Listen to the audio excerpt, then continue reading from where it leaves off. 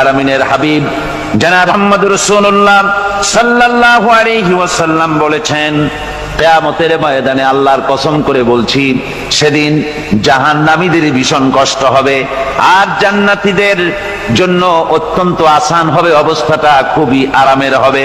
নবীজি বলেন, এক ফরজ নামাজ, এক ওয়াক্ত ফরজ নামাজ আদায় করতে যে সময়টুকুন লাগে, কিয়ামতের মাঠের এই সময় এত বড় বিরাট লম্বা সময় জান্নাতীদের জন্য এরকম হালকা হয়ে যাবে। সুবহানাল্লাহ। وَيَوْمَ تَشَقَّقُ السَّمَاءُ بِالْغَمَامِ وَنُزِّلَ الْمَلَائِكَةُ تَنزِيلًا। ওরা ফেরেশতা দেখতে চায়। সেদিন আসমান সমূহ বিদীর্ণ হয়ে মেঘ পুঞ্জ বেরিয়ে আসবে, আত্মপ্রকাশ করবে। তার ভেতর থেকে ফেরেশতারা ক্রমাগত নাজিল হতে থাকবে। আর অবস্থাটাই হবে, আল মুলকু ইয়াউমাইযিনিল হাক্কু লিররহমান ওয়া কানা ইয়াওমান আলাল কাফিরিনা আসীরা। আর সেদিনের বাদশাহী হবে কেবলমাত্র রহমানের।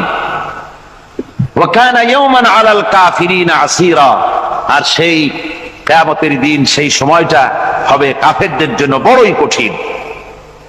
এখানে কিয়ামতের কিছু কথা বলা হচ্ছে, কিছু আভাস দেওয়া হচ্ছে যে আসমান সমূহ বিদীর্ণ হয়ে মেঘ পিণ্ড বেরিয়ে আসবে এবং তার থেকে ক্রমাগত ফেরেশতারা নাজিল হতে থাকবে। إذا السماء فطرت وإذا الكواكب انتثرت وإذا البحار فجرت وإذا القبور بعثرت। যখন আকাশসমূহ চূর্ণ বিচূর্ণ হয়ে যাবে আর তারকাসমূহ বিক্ষিপ্ত হয়ে পড়বে, সমুদ্র মহাসমুদ্রগুলি দীর্ণ বিদীর্ণ হয়ে যাবে, কবরগুলি সব উদ্গীরণ করে দেবে, তার মধ্যে যা আছে সে সবগুলি। আবার আল্লাহ পাক বলেন, ইযাশ শামসু কুবিরাত ওয়া ইযান নুজুমুন কাদারাত ওয়া ইযাল জিবালু সুয়্যিরাত। সূর্য যখন ঢেকে যাবে, তারকাগুলি যখন বিপর্যস্ত হয়ে যাবে আর পাহাড়গুলি যখন চালিয়ে দেওয়া হবে, এই দৃশ্য তোমরা দেখতে পাবে। فَإِذَا النُّجُومُ طُمِسَتْ وَإِذَا السَّمَاءُ فُرِجَتْ وَإِذَا الْجِبَالُ نُسِفَتْ। সেদিন অবস্থা এমন হবে, সমস্ত তারকাগুলি স্তিমিত হয়ে যাবে আর আকাশসমূহ দীর্ণ বিদীর্ণ হয়ে যাবে। আর দেখতে পাবে পাহাড়গুলি, সমস্ত পাহাড়গুলিকে উড়িয়ে দেওয়া হবে। আবার অবস্থা আরো কি হবে, فَإِذَا بَرِقَ الْبَصَرُ وَخَسَفَ الْقَمَرُ وَجُمِعَ الشَّمْسُ وَالْقَمَرُ। যখন চক্ষু বিস্ফারিত হয়ে যাবে মানুষের, চাঁদ আর সূর্য নিষ্প্রভ হয়ে যাবে, সব একাকার হয়ে যাবে, চন্দ্র এবং সূর্য তার অস্তিত্বকে হারিয়ে ফেলবে। শুধু তাই নয়, ওয়াহুমিলাতিল আরদু ওয়াল জিবালু ফাদুক্কাতা দাক্কাতাও ওয়াহিদা। জমিন ও পাহাড়গুলির মধ্যে সংঘর্ষ লাগিয়ে দেওয়া হবে আর তা এক ধাক্কায় জমিন এবং সমস্ত পাহাড়গুলি চূর্ণ বিচূর্ণ হয়ে যাবে। সুবহানাল্লাহ ওয়া বিহামদিহি। আল্লাহ রাব্বুল আলামিন বলছেন, এইভাবে করে কিয়ামতের দৃশ্য, বিভীষিকাময় দৃশ্য তোমরা দেখতে পাবে। আর সেদিনের রাজত্বটা কার হবে? আল মুলকু ইয়াউমাইযিনিল হাক্কু লিররহমান।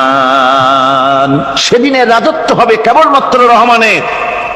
অর্থাৎ যেসব কৃত্রিম বাদশাহী দেখে তোমাদের চোখে ধাঁধা লেগে গিয়েছে, তোমাদেরকে দুনিয়ার বাদশাহী দেখে তোমরা ধোঁকায় পড়ে গিয়েছো, এসব বাদশাহী কিছুই টিকবে না সেদিন। সেদিন শুধু বাদশাহী থাকবে একমাত্র আল্লাহ পাকের। কার থাকবে বাদশাহী?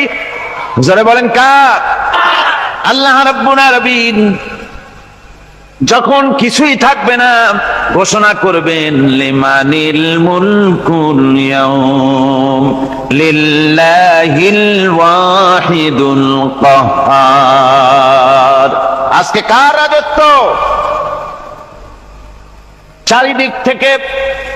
চারিদিক থেকে আওয়াজ আসতে থাকবে, পরাক্রমশালী আল্লাহ রাব্বুল আলামিনের রাজত্ব আর কারো নয়।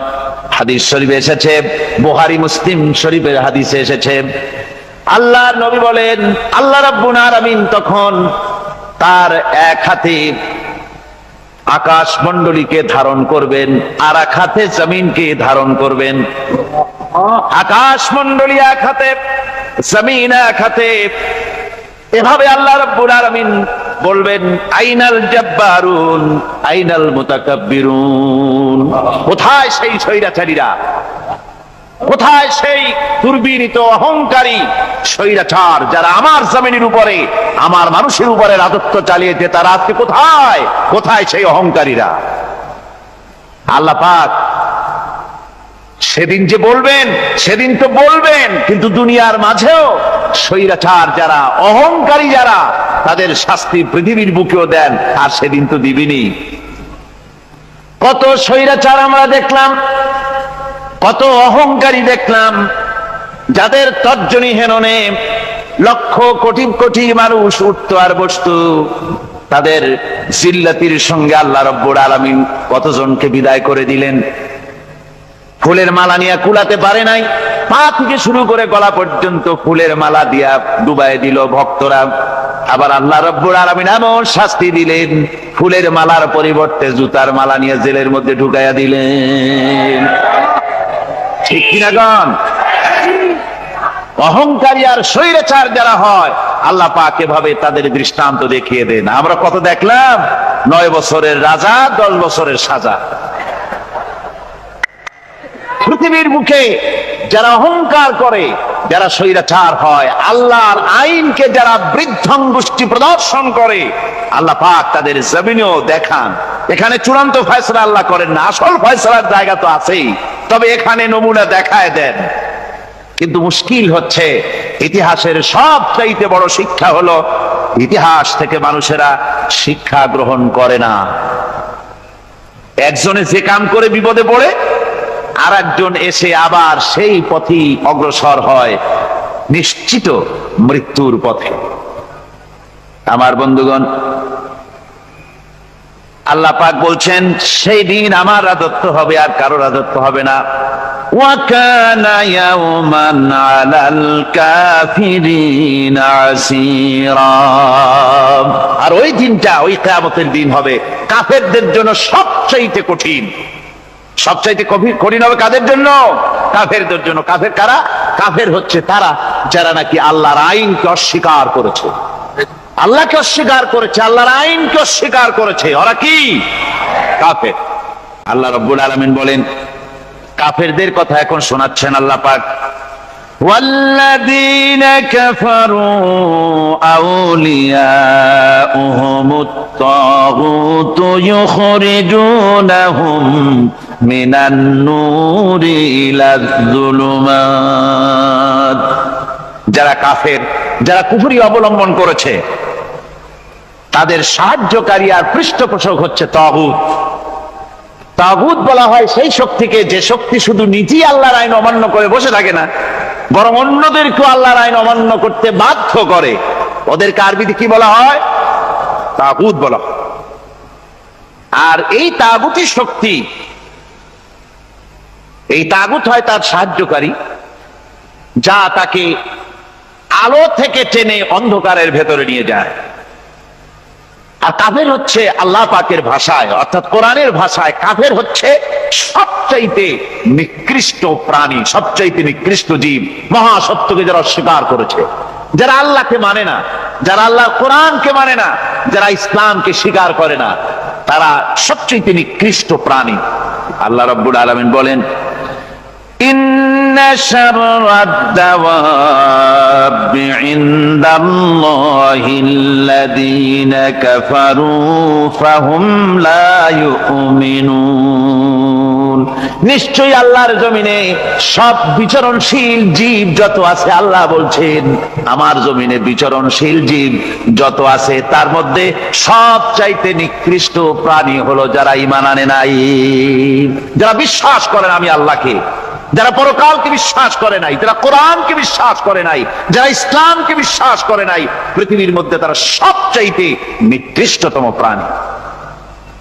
আল্লাহ বলেন শুধু নিকৃষ্ট জনক নিকৃষ্ট প্রাণী বললেই সারে না, এরা হলো চতুষ্পদ জানোয়ারের মতো। কে বলতেছেন? আমি বলছি না, কিন্তু আল্লাহ পাক বলতেছেন চতুষ্পদ জানোয়ারের মতো কাফেরেরা। وَمَثَلُ الَّذِينَ كَفَرُوا كَمَثَلِ الَّذِي يَنْعِقُ بِمَا لَا يَسْمَعُ إِلَّا دُعَاءً وَنِدَاءً। এই কাফেরদের দৃষ্টান্ত হচ্ছে সেই রাখালের মতো, যে রাখাল তার পশুদেরকে ডাকে আর ওই পশুরা একটা ডাক শোনে মাত্র, কিন্তু কি যে বলে তা তো পশুতে বোঝেন। কথা বুঝতে পেরেছে?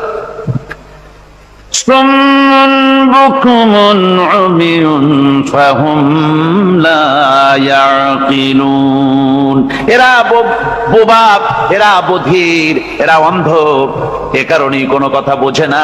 এরা চতুষ্পদ জানোয়ারের চাইতেও নিকৃষ্ট।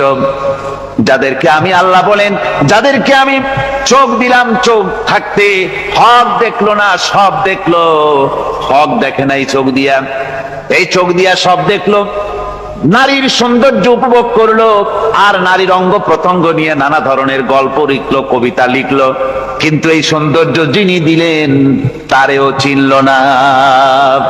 আছে না কত কবি আমাদের দেশে?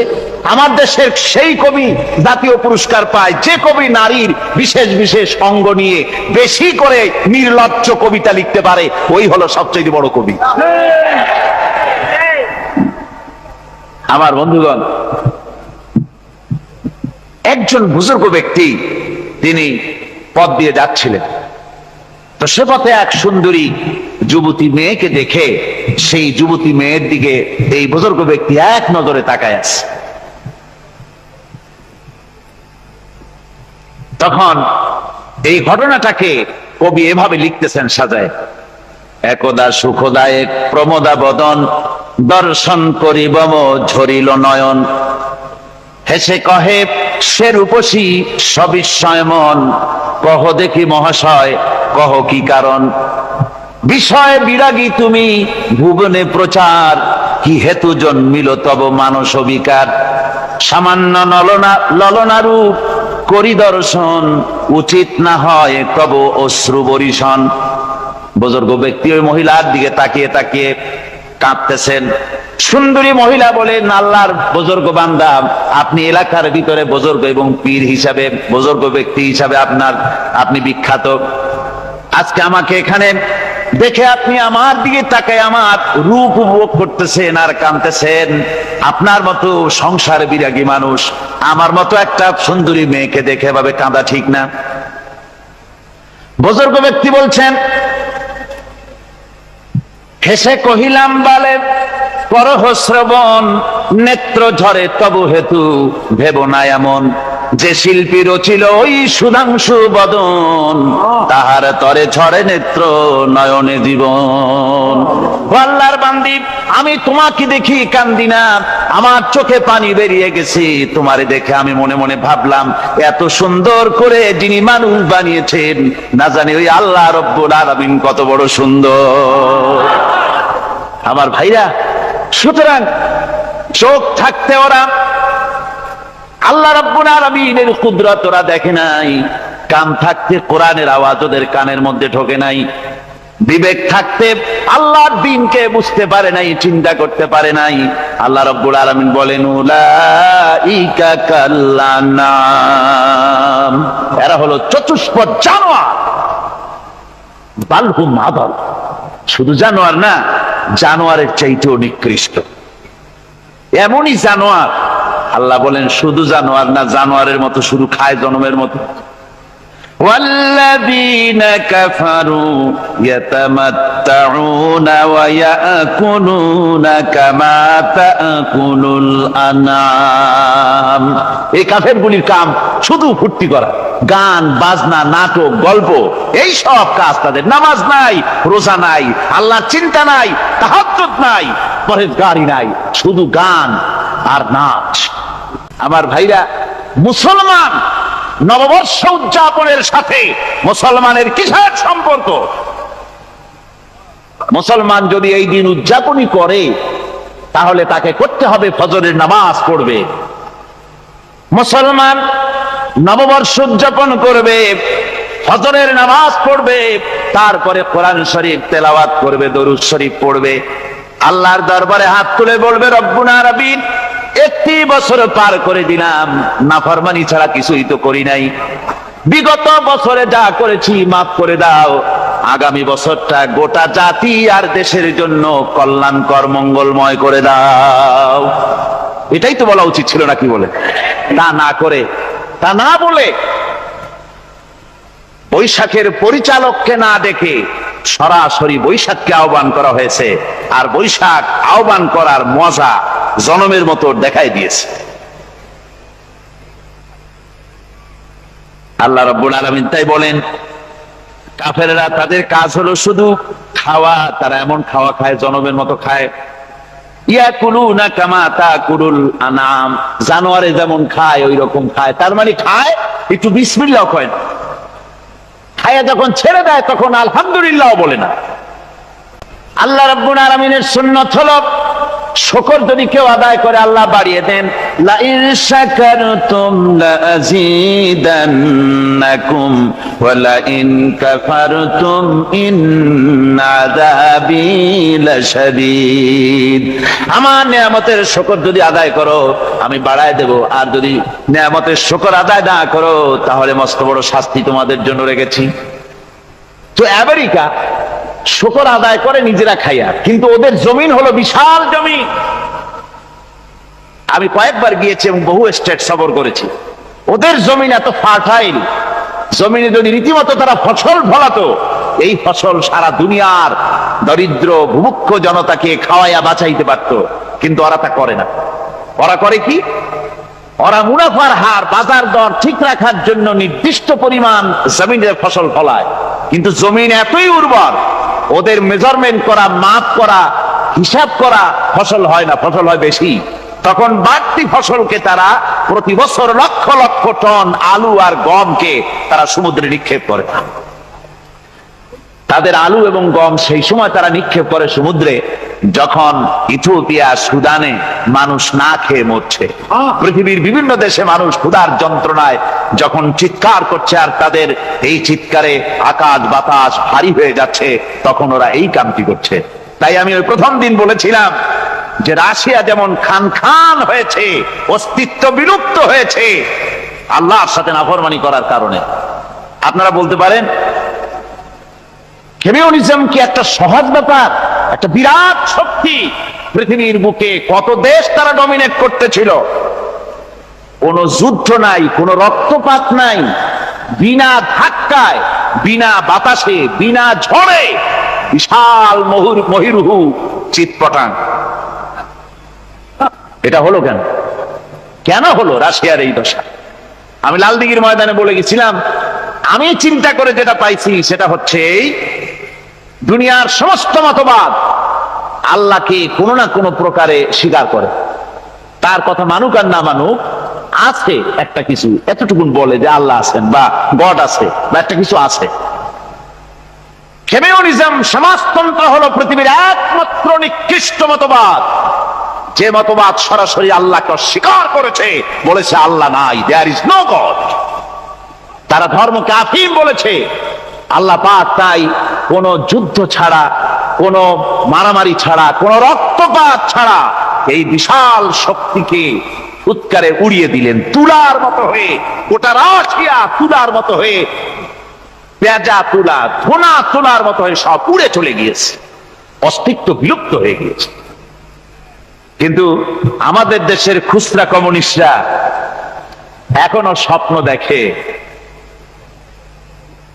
ওই যে কালকে বলেছি, তারা বলে কলমের খোসা এটা এখনো নষ্ট করা যাবে না, এটা এখনো চালু করা হবে, এখনো চীনে আছে, এখনো কিউবায় আছে।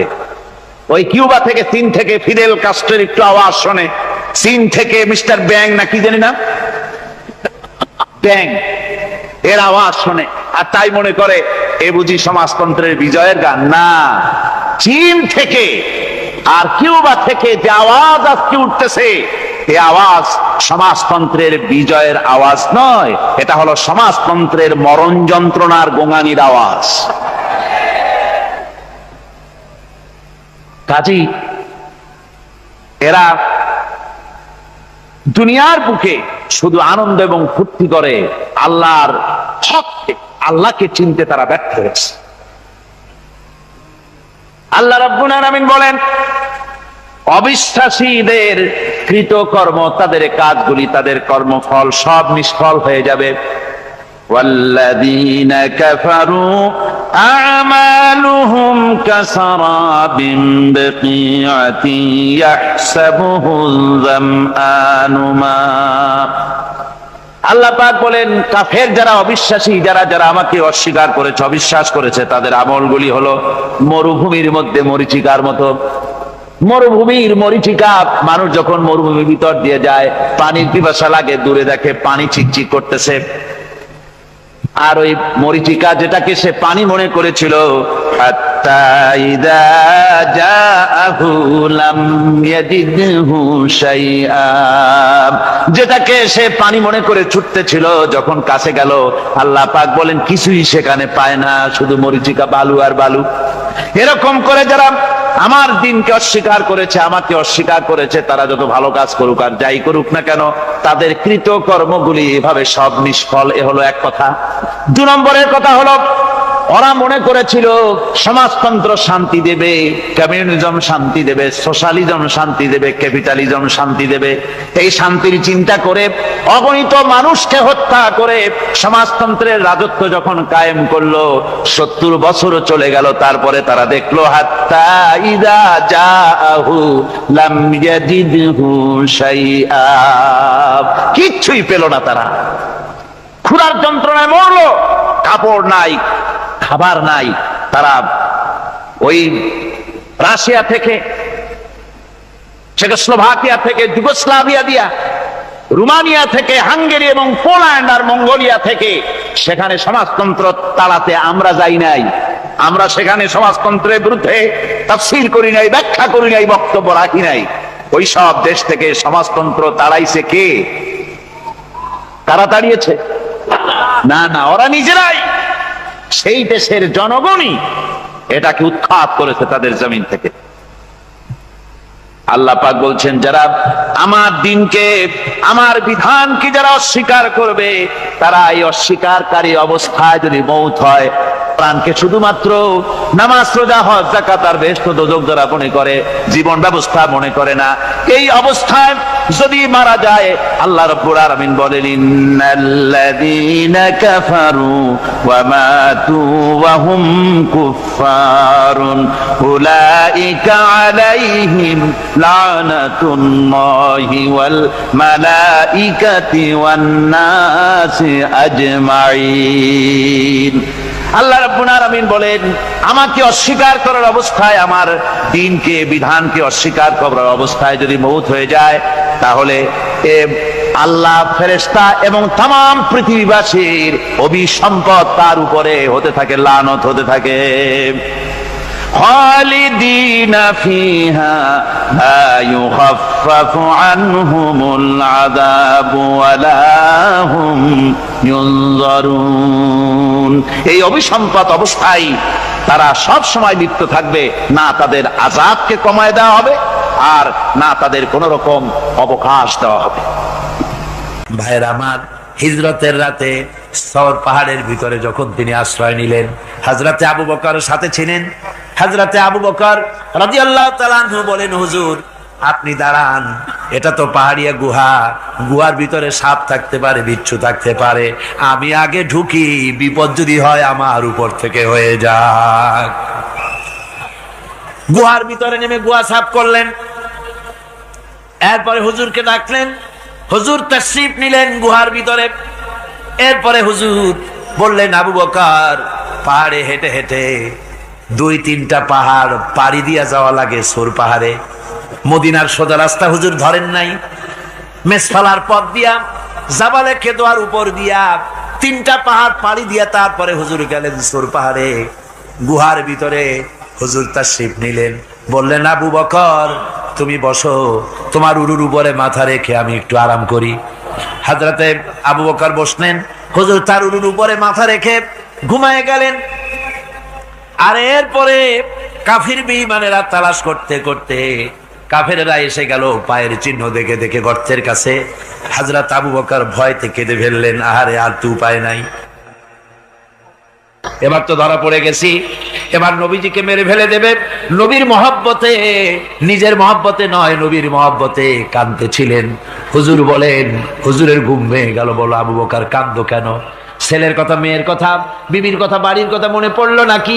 হযরত আবু বকর বলেন, ইয়া রাসূলুল্লাহ, আল্লাহর কসম করে বলি যেদিন ঈমান এনেছি এই কলিজার ভিতরে মা বাপ, স্ত্রী, পুত্র, পরিজন, এমনকি আমার নিজের জীবনের চাইতে আপনারে বেশি ভালোবাসি। তা কাঁদো কেন? কাঁদো কেন? হযরত আবু বকর বলেন, হুজুর ধরা পড়ে গেছি, কাফেররা এসে গেছে, গর্তের কাছে তাকালি আমাদের দেখতে পাবে, আমরা তো মাইনরিটি, ওরা তো মেজরিটি, আমরা তো ধরে মারি ফেলাই দেবে, আপনাকে মেরে ফেলে দেবে, এই জন্য কাঁদি।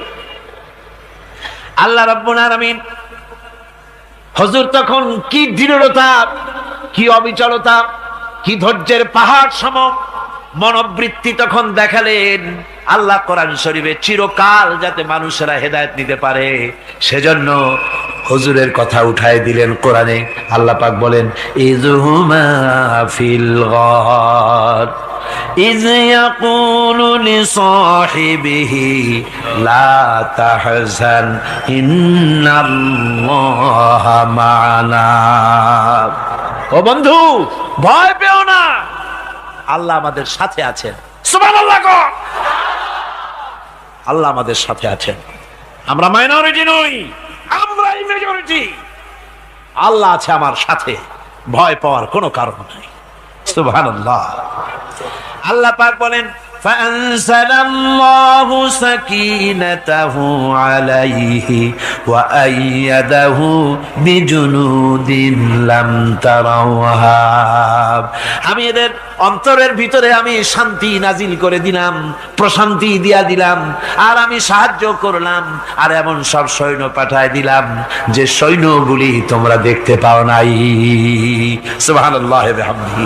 ভাইরা আমার, রাসূল করিম সাল্লাল্লাহু আলাইহি সাল্লাম এই বিপদের মাঝে, চরম বিপদের মাঝে অবিচলতা, দৃঢ়তা, কঠিন আত্মনির্ভরতা দেখিয়েছেন। এগুলি হলো ঈমানের 5 নম্বরের উপকারিতা। আল্লাহর প্রতি ঈমান আনলে এভাবে পাহাড় সম ঈমান মজবুত হয়ে যায়। জেলের পরোয়া করি না, ফাঁসির পরোয়া করি না, শহীদ হওয়ার পরোয়া করি না, মেরে ফেলে দেবে, উড়ায় দেবে, হত্যা করবে, পরোয়া করি না। পরোয়া করি কেবলমাত্র কাকে? জোরে বলেন কারে? এইরকম মুসলমান হাজার হাজার লাখ লাখ দরকার নাই, 313 জন যথেষ্ট। কয়জন যথেষ্ট? 313 জন যথেষ্ট।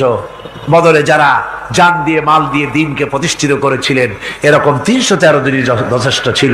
এই দৃঢ়তা, এই অবিচলতা, এই ঈমান, এই ধৈর্য শিক্ষা দেয়, এই উপকার করে ঈমান বিল্লাহ। আল্লাহর প্রতি ঈমান আনলে এভাবে পাহাড়ের মতো শক্ত হয়ে যায় কলিজা। কোন আলহামদুলিল্লাহ। আমার বন্ধুগণ, এবার আমি বলবো সর্বশেষ উপকারের কথাটা বলি, মোনাজাত ছেড়ে দেব। কয়টার কথা বলছিলাম? উপকার 6টা উপকারের কথা বলেছি। অনেকগুলি বৈশিষ্ট্য, অনেকগুলি উপকারের মধ্যে আল্লাহর প্রতি ঈমানের 6টা উপকারের কথা 5টা বলা হয়ে গেছে। এবার 6ষ্ঠ নম্বর এবং শেষ নম্বর, এটা হচ্ছে আল্লাহর প্রতি ঈমান আনলে পরে তার দ্বারা সবচাইতে বেশি ফায়দা পায় সমাজ এবং রাষ্ট্র। কোন আলহামদুলিল্লাহ, কোন আলহামদুলিল্লাহ। আল্লাহর প্রতি ঈমানের দ্বারা নৈতিক সংশোধন হয় এবং রাষ্ট্র আর সমাজ সবচাইতে বেশি উপকৃত হয়।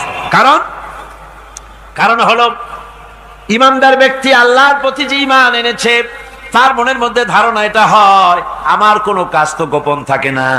ইন্নাল্লাহা লা ইয়াখফা আলাইহি শাইউন ফিল আরদি ওয়ালা ফিস সামা।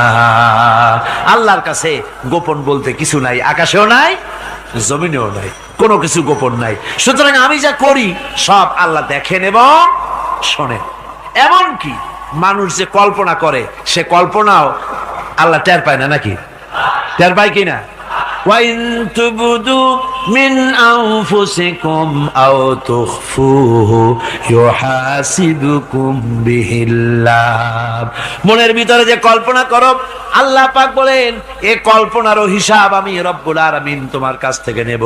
ফায়ুআযযিবু মান ইয়াশাউ, যারে খুশি শাস্তি দেব আর যারে খুশি আমি maaf করে দেব। জোরে বলেন সুবহানাল্লাহ। ফায়াগফিরু লিমান ইয়াশা ওয়া ইউআযযিবু মান ইয়াশা, যারে খুশি maaf করব, যারে খুশি শাস্তি দেব, কল্পনারও হিসাব নেব। এই কথা মুমিনের যদি জানা থাকে তাহলে আর তার কোনো চিন্তা থাকে না, তার নৈতিক চরিত্র ভালো হয়ে যায়। কোন সুবহানাল্লাহ। আমার বন্ধুগণ, ইমানদার লোক, আল্লাহর প্রতি ইমান আসলে পরে সমাজ উপকৃত হয়, রাষ্ট্র উপকৃত হয়ে যায়। যেহেতু বান্দা জানে আমি দায়িত্বহীন কোনো কথা বলতে পারবো না, দায়িত্বহীন কোনো কাজ করতে পারবো না। আল্লাহ পাক বলেছেন, মা ইয়ালফিযু মিন কাউলিন ইল্লা লাদাইহি রাকীবুন আতীদ। বান্দা এমন কোনো কথা বলে না যে কথা আমার ফেরেশতারা রেকর্ড করে না রাখে। কাজী মুমিন ব্যক্তি আল্লাহর ভয়তে দায়িত্বহীন কথা বলবে না। নির্বাচন আসতে পরে রাস্তা সোনা দিয়ে বান্দায় দেব, এই করব সেই করব, না খাইয়া কেউ মরবেন না। আসে না নির্বাচনের সময় সেরাগালি বদনারা মঞ্চে দাঁড়িয়ে কত বড় বক্তৃতা করে, ভাইয়ের আমার, বোনের আমার, এবার আমার বোতল মার্কা বাক্স, আপনারা আমাকে ভোট দিয়ে দেশ এবং জাতির আরেকবার 12:30 বাজাইবার সুযোগ দিন। এবার ক্ষমতায় গেলে কেউ না খাইয়া মরবেন না, কিন্তু কি খাইয়া মরবে তাও বলেন।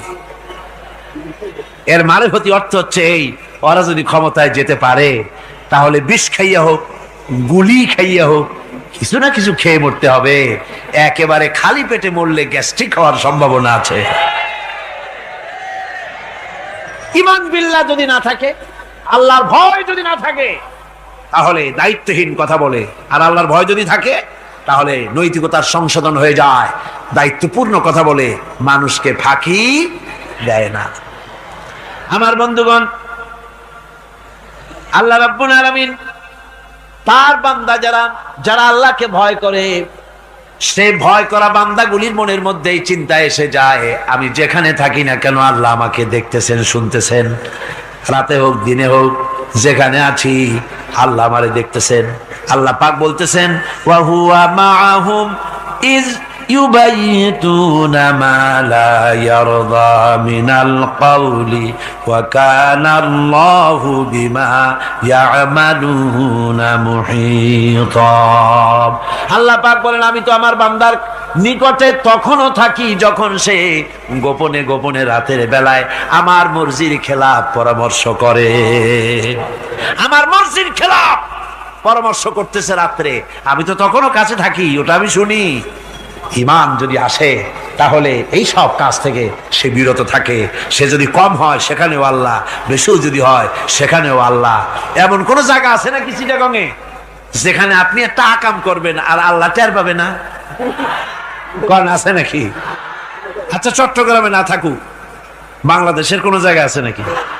পার্বত্য চট্টগ্রামে যত পাহাড় আছে, উঁচু নিচে জায়গা আছে, ওই জায়গায় বোধহয় আছে নাকি? সারা পৃথিবীতে আছে কোথাও? আল্লাহকে ফাঁকি দেওয়ার জায়গা কোথাও? সব স্পষ্ট। আল্লাহ কি ঘুমায় নাকি? ঘুমায়? তার কাছে দিনও যা, রাতও তাই। সমানে তিনি দেখতে পান, শুনতে পান, সবকিছু দেখতে পান, সবকিছু শুনতে পান। তাকে ফাঁকি দেওয়ার কোনো উপায় নাই। এই জন্য ৬ষ্ঠ নম্বরের উপকার যেটা হয় সেটা হলো সমাজ উপকৃত হয় ওই মানুষ দিয়ে যার মধ্যে ঈমান আছে। হযরত ওমর রাদিয়াল্লাহু তাআলা আনহু রাতের আধারে শেষ রাত্রে ঘুরতেছিলেন, দেখেন এক বাড়িতে কথা হচ্ছে, কথাবার্তার আওয়াজ পাওয়া যায়, মনে করলেন কোন অসুখ বিসুখ নাকি।